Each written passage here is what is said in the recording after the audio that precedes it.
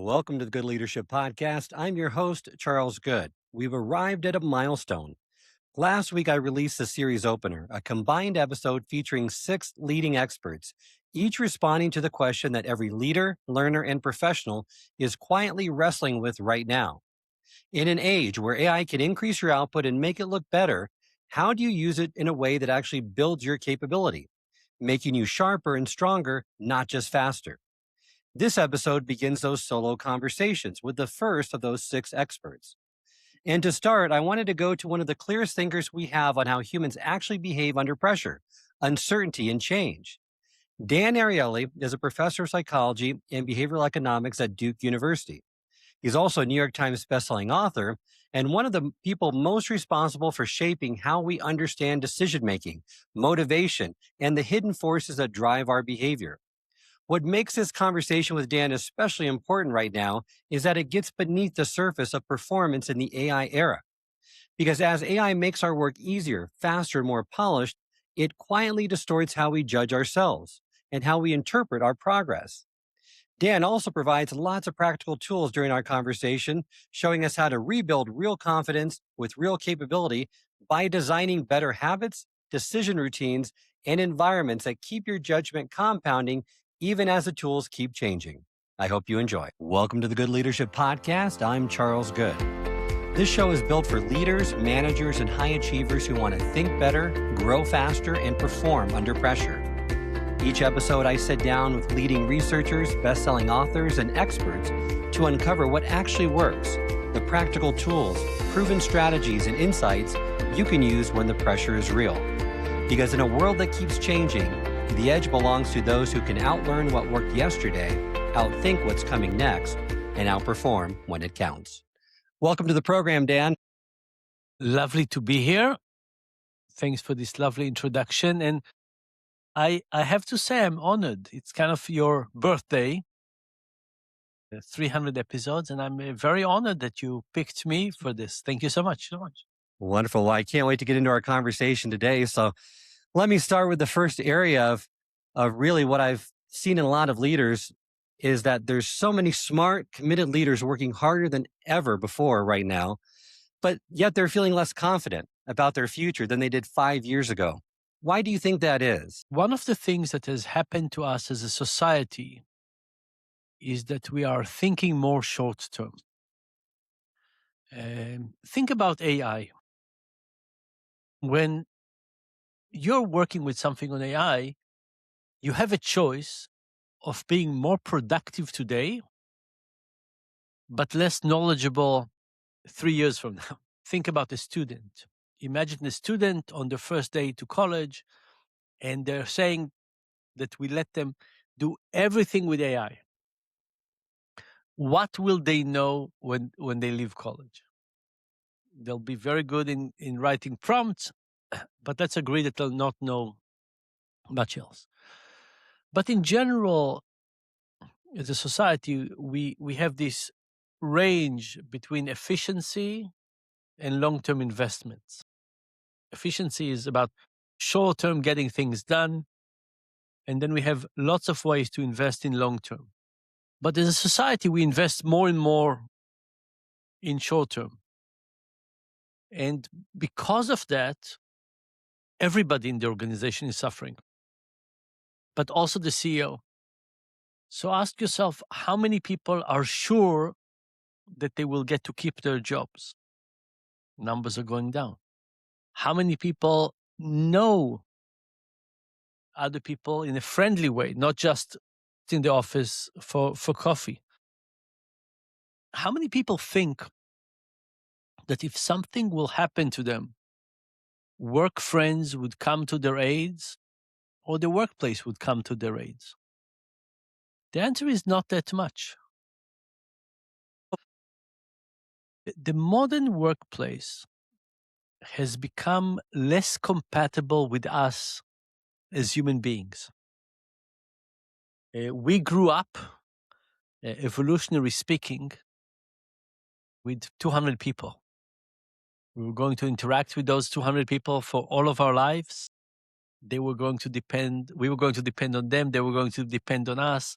trust was important, social structure was important. And we moved to a very different structure.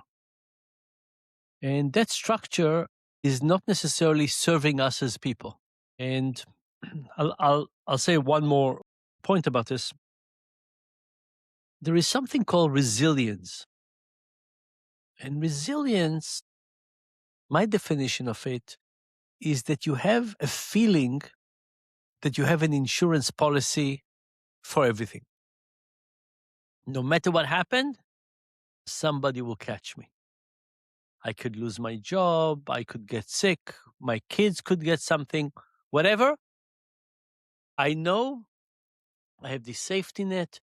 People would come to my aid.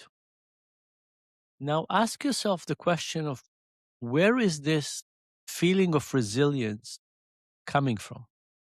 Spouse, family, friends from elementary school. How much of is it coming from the workplace? Most people are saying, not that much. I don't have that good friends at work anymore. Maybe we did pre-COVID, we don't anymore. I think the workplace is about HR policies and, the ethics module. But I don't think that if something happens, I could go and say, help me out. So we're losing this human connection that is such a big part of us. And I think that for a long time, companies pretended that they're just about the bottom line, but they were a lot about the social connection. Startup, of course, very much like this. People stay until midnight. They really care about each other. They're inventing something. But if we take mature companies, I think that for a long time, companies pretended that it's just about the quarterly earning and the yearly earning, but it was about something very different. And the social connection was there. And that element has eroded. You're right. I see that all the time with companies as well. That social piece is just not there, especially as they're moving more toward AI and using technology to leverage that. I talk about the capability gap, which you mentioned part of your answer as well, that the output is improving over time. But that doesn't necessarily mean, because there's this decoupling now, that the person's getting better. So what does that do to someone's confidence behaviorally when their output and their actual capability quietly drift apart? Because that can give you that illusion, right, of competence. Yeah. So there's quite a few different streams of research showing that real knowledge and confidence are two separate things. And I demonstrated it once with a flush toilet. I said to people, hey, flush toilets, do you know how they work? Yes, absolutely. On a scale from 1 to 7, almost 7. Thankfully, I have all the pieces here of a perfectly brand new flush toilet. Please assemble it. Nobody can assemble it. And then they say, maybe I don't know it that much. Now, the reality is that it's very healthy to have a dose of humility. We call it intellectual humility. Confidence is a very dangerous thing. And in general, it's a better approach for life to say, I think X is right, but I'm not sure. Let me keep the possibility that I'm wrong in mind. Maybe I'm 95% sure, but not 100.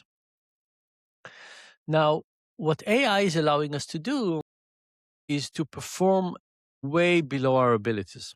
This is a study I didn't carry out, but I suspect that people would be very quick to take credit for what AI created for them. So, I created some prompts and there's a beautiful painting out there. My guess is like, say, hey, look what I did. Rather than saying, I just did 3% of it. Somebody else did the rest. So we are very good in seeing our contribution. We're not very good in seeing other people's contributions.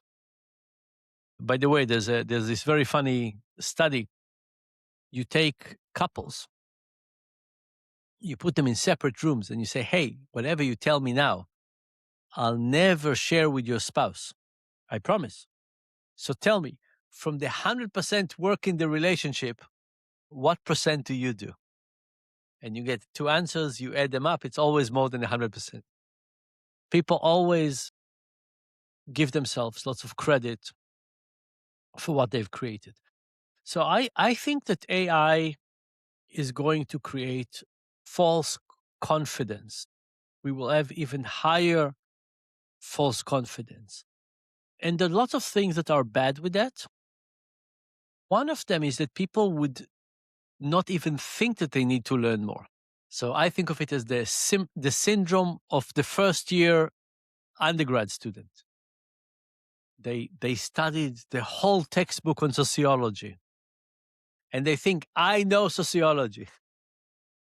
Every semester after that, they would realize they know less because the knowledge out there is much more. But when you finish the introductory textbook, you think, I mastered that stuff. Look, there was a textbook. I read it all. I know it all. So I think that under those conditions, people don't see the need to learn more. And one of the things that worries about me about AI is that we will not learn about the gaps in our knowledge. So imagine the following. I wrote a few books. Every book I wrote many, many drafts, almost 20, almost all of them. And in those drafts, I went into lots of different directions, lots of dead ends, lots of wasted time. So in the end of the day, one book emerged. But I know much more than that book. You as the reader, you know that book, but I know about lots of corners I went to visit and lots of places that I figured out is not a good place or not a good way to explain something or not particularly interesting or all kinds of other things. What if I could just write the last version? It would be very efficient, but me as Dan, I would know much less. For me, the process of writing a book is a process of deeply learning lots of things. Even when I search the literature, it used to be that I would search the literature, I would find lots of irrelevant things. But as I would read things and try to figure out if they were relevant and not relevant, I would stumble on irrelevant things that would stick with me. But I would understand the boundaries of knowledge in a much better way. If I could only get the papers that I would eventually cite in the paper, very efficient, but I gave up on the process of learning a lot of things that are not relevant or only partially relevant. And that's going to be a shame if we don't do it. Well, and you spoke to many things like the illusion of explanatory depth and just getting people to really understand the limits of their knowledge. And you're right, in building expertise, it's a messy process. How do they build that expertise if they have a tool that gives them the answers right away? And we know our brains we are cognitively lazy. We're not willing to exert that effort unless we have to in some cases. And when workplaces are designed around productivity and output, it pushes them in that direction anyway. So it's really hard for them to take a step back and want that struggle when they see their colleagues and other people getting ahead of them because they're just pushing out more polished output. Yeah. AI is capturing human knowledge at our current state and then giving all of us access to that. Imagine that AI was built on the human knowledge of 50 years ago. Now, think about human knowledge 50 years from now. What if we don't make any progress? You could imagine if we stopped being creative and productive and so on, and we just kept on relying on existing knowledge, 50 years, we would stagnate. So that's a dilemma we have. And I think of it as a harder dilemma than the cookie. So what do I mean by that?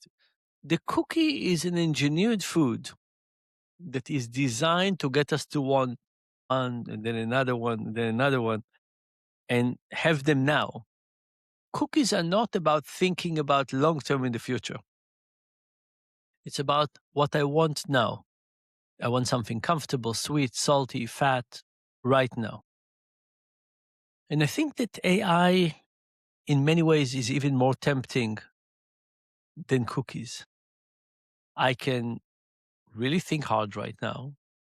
I can try and exercise and think and fail and lots of time and maybe don't sleep well because I'm still worried about something.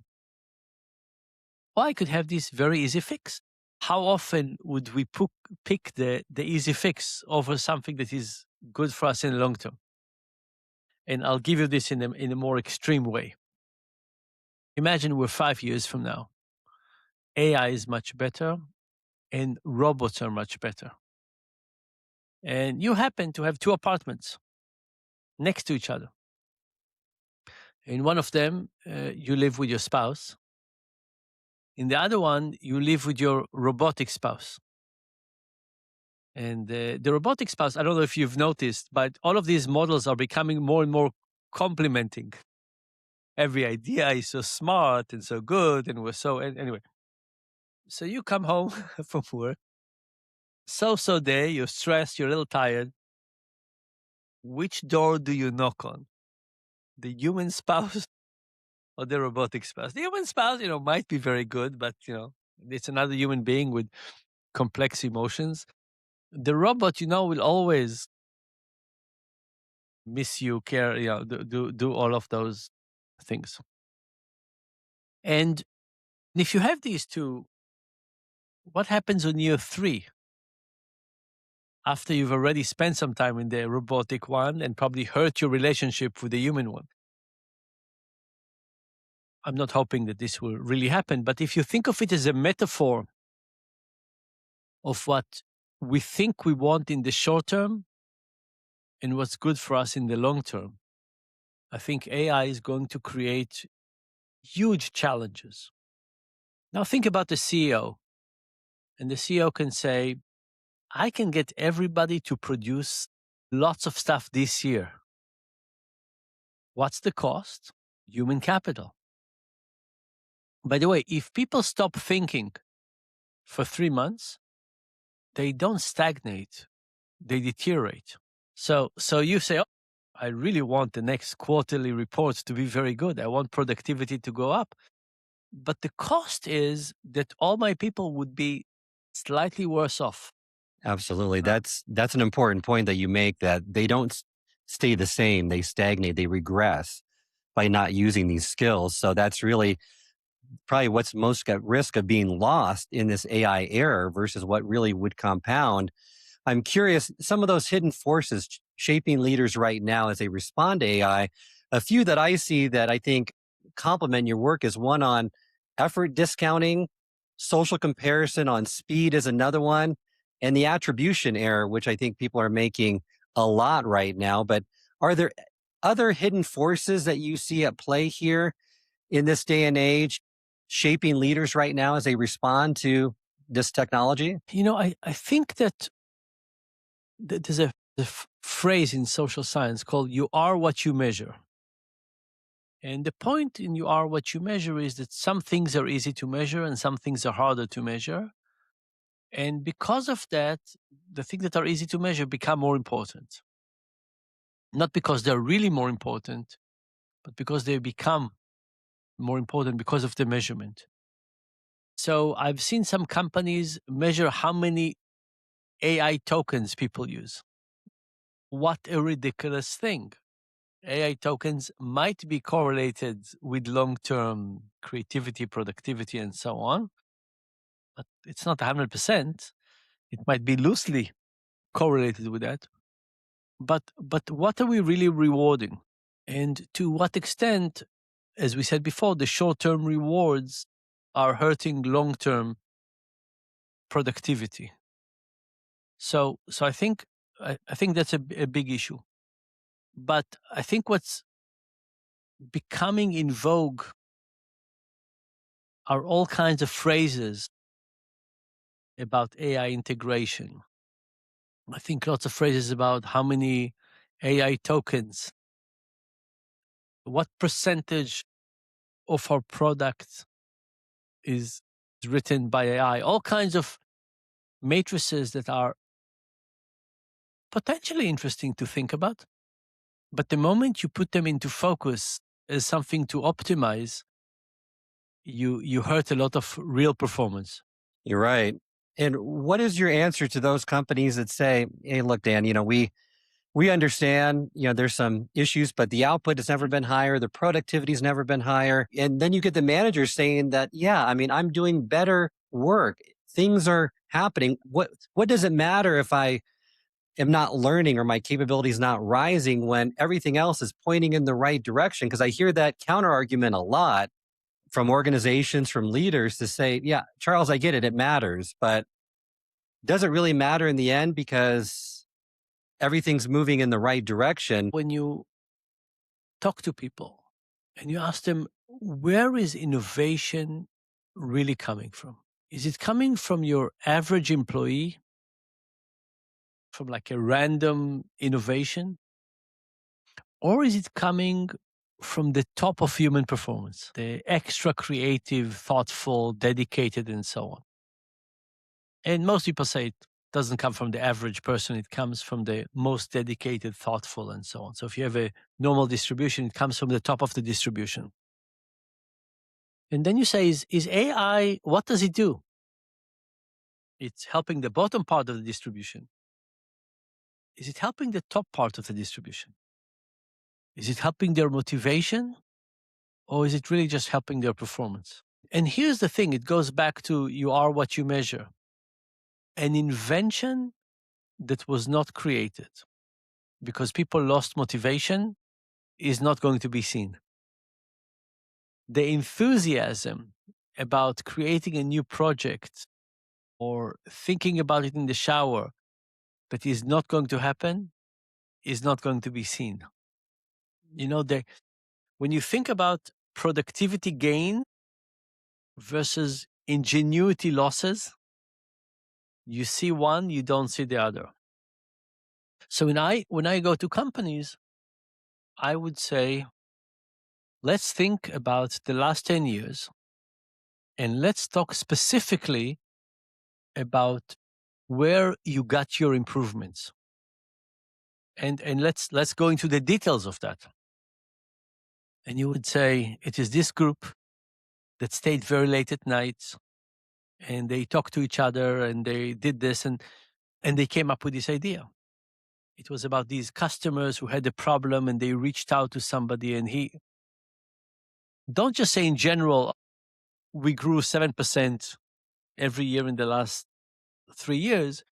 Say, where did it come from?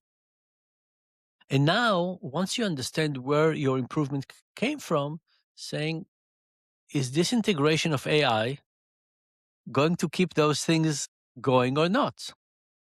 And I think that if you got to the mechanism of improvement, you would say, this improvement is not connected to what I'm getting from AI.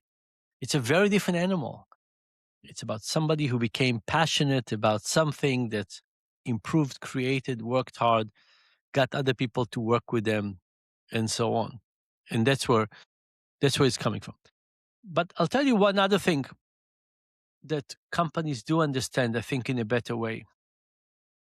That if employees don't feel connected to the company, they're not going to help with AI integration.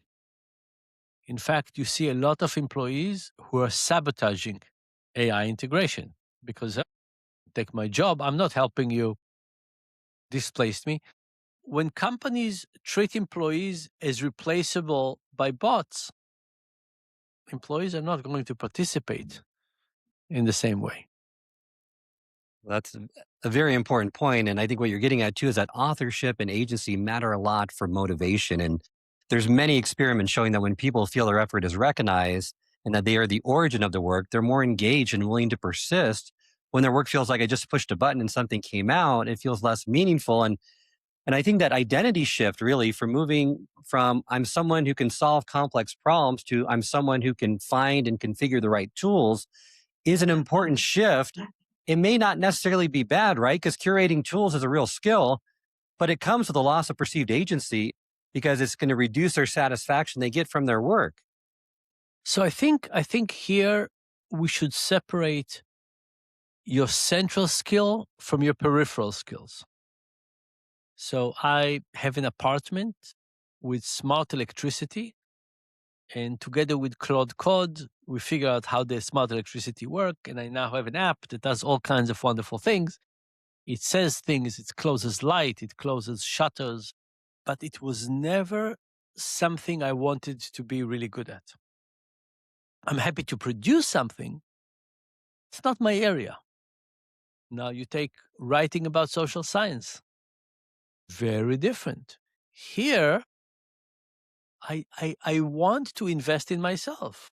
I've many years ahead. I want to keep on being good at what I do. I want to stay sharp. I want to be at the top of my field. I want to keep on getting better. So, whereas in my core, I want to invest in the human capital, on the periphery, I'm perfectly happy to do something creative, interesting, outside of my main skills. So, if you ask me how to think about it, I think that we should use AI heavily outside of our core and not lose focus on the importance of human capital in our core. When I see too, and I love for you to unpack this, that once people see this truth, there's a difference between discovering a truth, believing it, and actually designing your life around it. And maybe this speaks more to the gap between the knowing and doing behaviorally, because many people know what to do to be successful, to be healthier. They're not doing it. So talk to our listeners about now, if you're starting to see this truth with AI, you're not buying into it. You realize that your capabilities need to be moving faster now because your output is.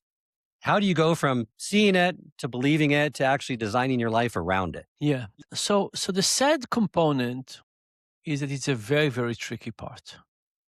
Um, some of us have a good midlife crisis where you basically say, oh, I'm not where I wanted to, and let me make changes. Even in midlife crisis, most people don't make real changes. People do make real changes when they get a terminal illness diagnosis, because then they have no other way.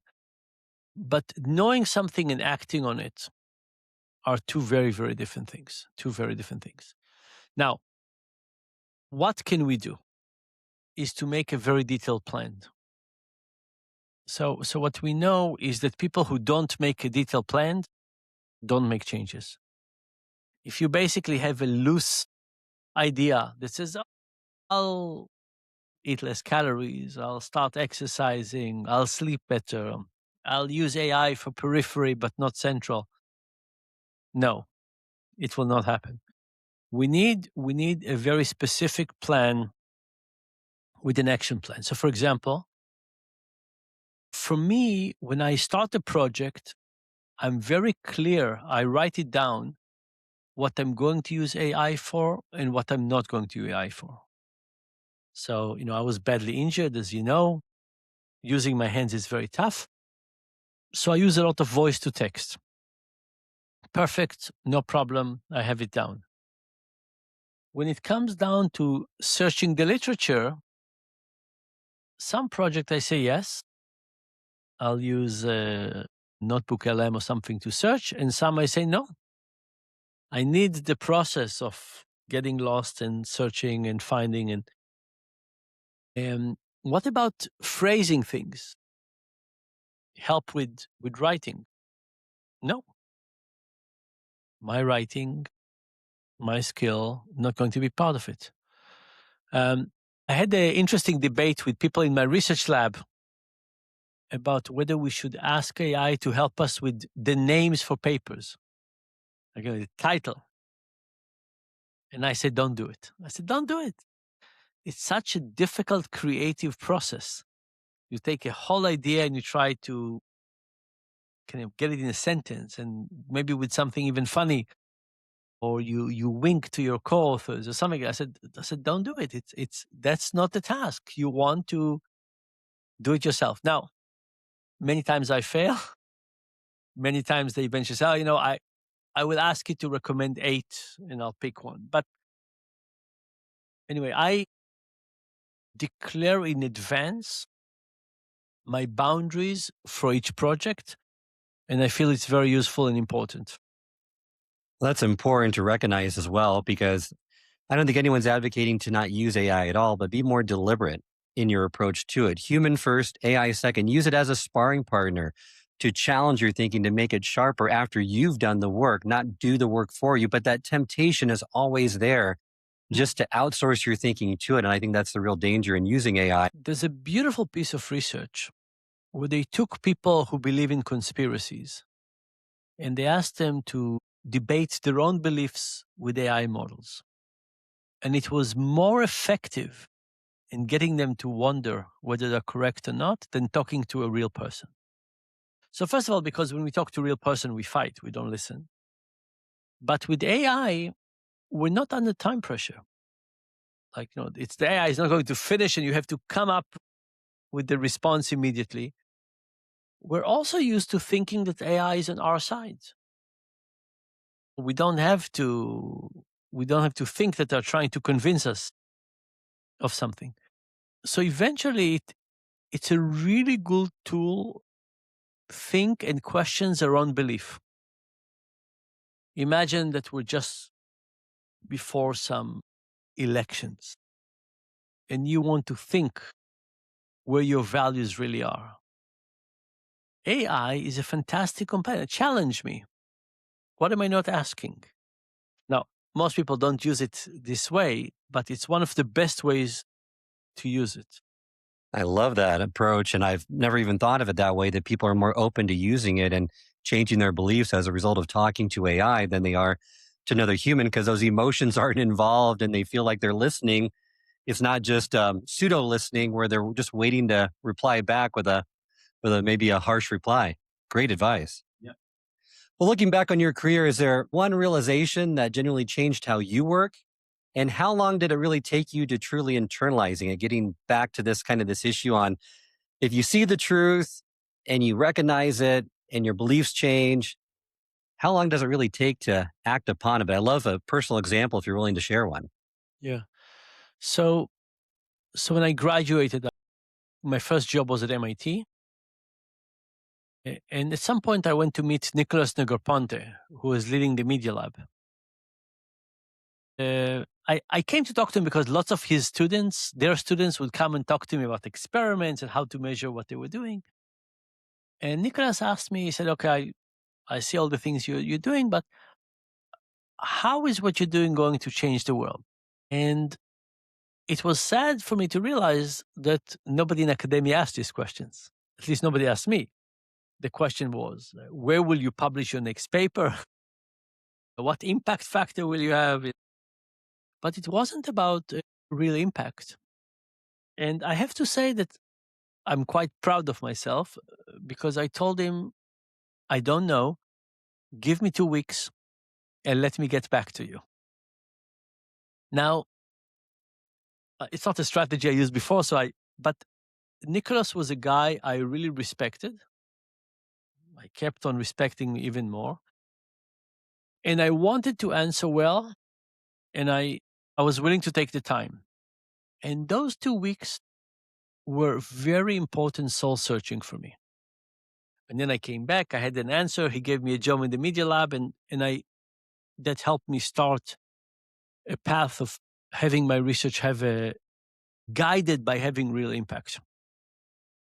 But I think that what was important was somebody I deeply respected. I think it was 2 weeks was an okay time to do true soul searching and come up with an answer. And then the fact that he gave me a job in the Media Lab allowed me to execute on that. I think it's a good recipe. Not easy to follow, but you need somebody you admire that you want a response. You want enough time to think carefully. And then hopefully when you get them with the answer, they say, I like it, start executing. So that was it. That was it for me. And I owe him a tremendous gratitude, because without that, I think I would have been a fine academic, but I think I would have been a very different academic with a very different life trajectory. Great story. And I see that with leaders all the time. They're in execute mode all the time. They have no time for reflection, no time to think about their decisions and directions that can lead to greater impact. What should we protect over a long career? Because if there's one thing, let's say if there's one thing a listener could start this week that would still be paying off 5 to 10 years from now, even as AI and their jobs keep both changing, what would you say that is? So first of all, I think that knowing how to think is always a good skill. I think that the world of AI is going to reward less average quality of thinking. That could be replaced. I think we really need to be excellent at what we're doing. I think being excellent is the protection from AI. AI is not going to be, I think, better than the best of us. It's going to be better than most of us on most things. So I think that the search for brilliance needs to be there. That will be my first answer. My second answer is to develop an appetite for risk and not so much worry about failure. And the reason this is important is, imagine all the world is using AI. All of our solutions will be more similar because it will all use the same 3 models. Where is innovation going to come from? I think that wacky ideas are still going to come from us, not from AI. AI is great about taking human knowledge and coming up with the best things within that. It is not coming from getting us to think about things that have no data. How could it? So I think now, as human beings, we don't like risk. You go to a meeting with 9 other people, there's all kind of proposals. All risk taking dies in committee. Thank you for listening to this episode of the very Good hard to Leadership take risks. Podcast. Now imagine Remember, that this great meeting with ideas 10 only people matter when they change is what you do happening, next. and they also have an So AI choose one advice, insight from today's conversation less and put it risk, into practice this because week. the AI will not If this recommend the episode was risk, valuable, follow the and will show and even less share it with risky. someone who would benefit. Now I think And that until next time, to be good remember, at risk, we have the to edge belongs to practice those taking who risk, outlearned what worked yesterday, who and can we have to outthink what's practice coming being okay with next so failing, that they can because that's outperform what when risk it is. counts. We hope it will work, but we accept that it might not. So I think we need to develop more of the risk-taking approach to life as a standard way of being. That would eventually, would we win every time against AI? No, but we have some chance of beating it if we take risk. Absolutely. That's an important distinction. You're right. What should we protect in terms of our habits? I think we have an outdated learning operating system. We had one that was inherited to us from school. And what worked in school doesn't work in life, because we need to be able to retain this information, apply it in new situations, and use it in the right context, which we can get better at learning how to learn and learning more effectively. That could be one habit that we should protect in the years to come that's going to make a difference, that's going to compound. Yeah. So I think that the appetite and the joy of learning are one of the top ones, like you. I think it's the one thing that will help us fight dementia. We could stay alive. We would feel that we're learning. Lots of good things are happening. Now, the question is, can AI help us with this? And I'll tell you this story about the research we just did that makes me very optimistic. And this was research we did in Ghana. 3 types of schools, 3 groups of schools. Group 1, the teachers get once a week a report on how the students are doing. Group 2, the students get a report once a week about how they're doing. Group 3, the students are getting almost real-time feedback about how they're doing. You just wrote this sentence, here's feedback. You just finished this, here's a feedback. Huge improvement in the 3rd group. very small improvements in the first two groups. When you think about what separates playing from learning, playing always have immediate feedback. Would anybody play basketball if they got a report at the end of the month about how many baskets went in? No, you shoot and it's the immediate. Let me try a little bit more here. Now, that experiment got me very excited. I said, when we design schools, we said, oh, kids should care about their long-term education and we'll give them grades and exams and that should motivate them. Of course it doesn't. I think that the real-time feedback is allowing that. So going back to your question, I think we should all devise a system that would give us real-time feedback for learning. Like imagine you would do it.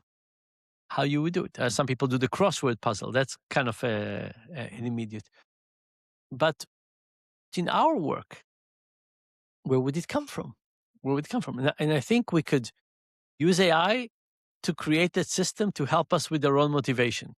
I love that. And that's so critical in any learning process, is that tighter feedback cycles. It kind of talks to Bloom's 2 Sigma problem, getting learning to the point where it's like an individual customized tutor. And I know there's some great technology platforms. I think the professional development piece could really catch up on this because they are really lacking in this area, Dan. I agree with you that feedback piece is so critical and it keeps the motivation alive because you're right. Something that just is nice to know, nice to have, or when the goal is too far out in the future, we discount it too much.